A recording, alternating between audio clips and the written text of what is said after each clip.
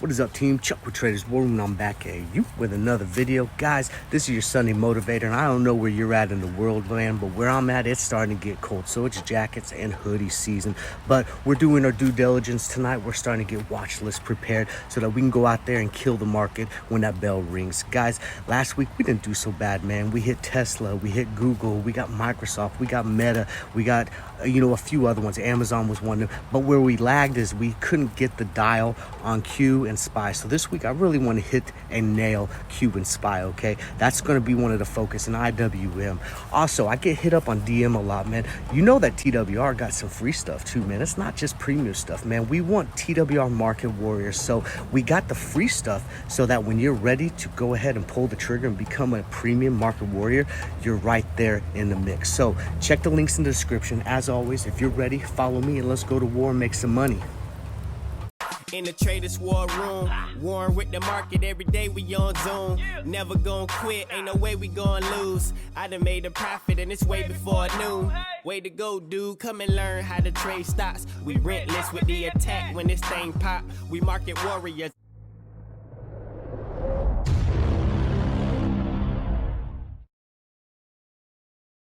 After the video, check out short promos of TWR's hottest products and services.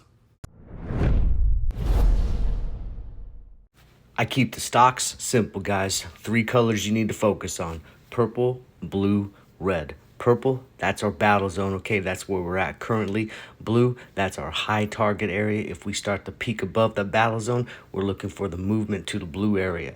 If we start to break from the battle zone to the downside, that's the red, the low target zone. If I got some other things that I'm interested in, I'll usually use orange lines. And if there's an area of concern, I'll put that in like a rectangle yellow box. Here's earnings. Really nothing much going on. There's a couple heavy hitters, but it's not really packed. Coming in Monday, we're paying attention to Zoom, Trip.com, and that's pretty much it. Going into Tuesday, we like Kohl's, Lowe's, Best Buy, Burlington's, Dick's, and then NVDA is probably the biggest one of this particular week. Nordstrom. Jack in a Box is a secret weapon I want you guys to put on your radar. And then moving into the end of the week, the only thing really coming in on Wednesday is John Deere. So I told you I'm on a mission this week with SPY, QQQ, and IWM right here. Consolidation mode coming off of the huge push-up. I'm looking for either bullish continuation or bearish pullback. I got an idea that I'm looking for the pullback. I think it's more probable coming out of this consolidation zone. Also, I think it makes sense after pushing so hard and being on the peak of being overbought. I think it's just one of those that it needs to cool down a little bit. So I like the push downward. I think 446, 445 is a reasonable area for the pullback to test the support zone, and then consolidation at support for the next push higher. Same idea coming out of consolidation with the QQQ. I'm noticing some volume divergence where consolidating. I think that we get the break out of the battle zone and we come down, cool off to test the support levels before we can see if we're ready to push to the next level. So with IWM, this is the one that I'm really kind of giving a 50-50 on, and I'm not quite sure. Anytime I see this type of setup where you get the rise and the exhaustion point, then you get the sharp decline, you get the bump, and then you get kind of the exhaustion, I'm looking for the push back down, kind of an M pattern. However, IWM has been one of those stocks that was really beat up, and a lot of people were positioned extremely lightly in the IWM type of stocks. So it could still get some volume coming in. However, I don't think that it's going to see as much volume, and I think people will probably profit take going into the holidays. So I'm going to look for the trigger to the downside, but I won't go and be presumptuous off this one and just go ahead and go short. I want the trigger to go off first, and then I'll go and look for my trade either long or short. I think we get some continuation of the sell-off on Microsoft. I'd like to probably see this dip a little bit further, closer to the 360 before we start to see the bounce. Seeing an inverse cup and handle. Now, if you go off of a chart pattern, inverse cup and handles would signify that we could see the move to the downside coming out of the cup and handle pattern. Now, I think that this will get the pump, but I also think we're going to receive some of that sell on the news because I believe people will think that NVDA is just skyrocketed enough, and people are going to start taking some profits because we're going to start hitting an exhaustion point of reality where NVDA can get to with just this artificial intelligence boom and the super chips and all this type of stuff. So I'd look for the pump and dump on this. Zoom, not really interested in this one, but I got some triggers here for you if you're interested. Basically, I would go strictly off of the triggers from the battle zone and then play this real quick on a day trade. And if momentum is there, potentially could go with a swing, giving yourself some time. Coles will be interesting because retail has been doing pretty well. However, I wonder how much of this has already been baked in because it has gone and pushed about $5 over the last week. So I wonder if this can get any more juice off of an earnings call or if it's already baked in and we actually get a little bump and then a sell-off from people taking some profits. So this one will be interesting to watch. No opinion on this one really, other than just watching this one and going for triggers. This is one of those, however, I would say to start getting some share accumulation and buying position into this because it's fairly cheap, and I think that over the long haul, you could get a pretty decent profit out of this. I like Lowe's for the push here. Opinion is bullish. If you look at how Home Depot performed last week, I think there's room for Lowe's to go ahead and start popping from here. I think even potential of $210 from this level is in the cards.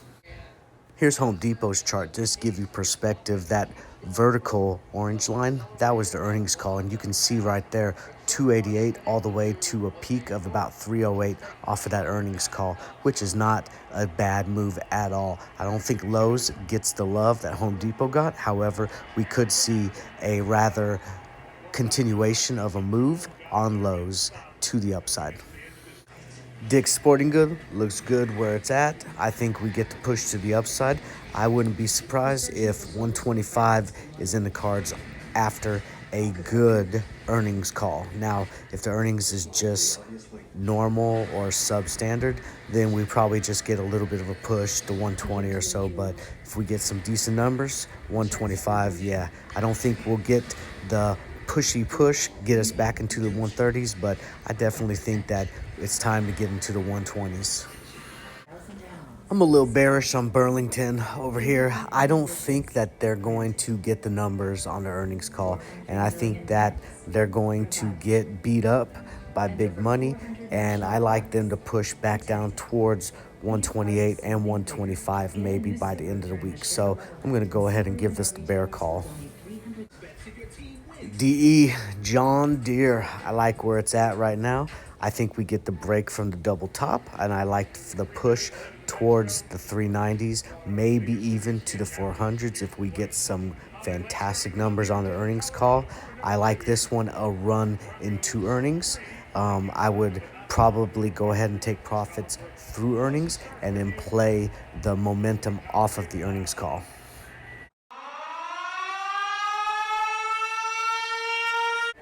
Here's the trade I'm going to look for. I'm going to look for the 420 call pushing out to 1 December. Now, I don't really like the stats. So if I don't see improvement on the stats, I probably will look for a different trade. But right now, this is the one I will look for going into the market bell, seeing what happens with John Deere. but like I don't like the delta to theta ratio. However, this one's better than some of the other ones, and the volume, of course, isn't good at all. But I think if we start to get the push, we'll start to see more people get into it, and it's within that 10% threshold that I like to stay under. So it's not too far out the money, and it's also given enough time. So this again is the one I'll look for. However, this may not be the one that we end up getting if we get into this trade. If you want the play-by-play, you got to join the team. All the links to all the platforms are in the description.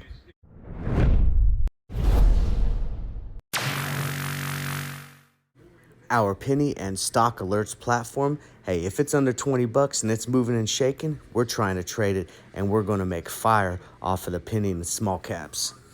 You find some of those applications too aggressive or too hard to follow when it's moving and pumping. Guys, we got the text message alerts, man. Get those high quality signals sent right to your phone via text message and make that fire money, guys.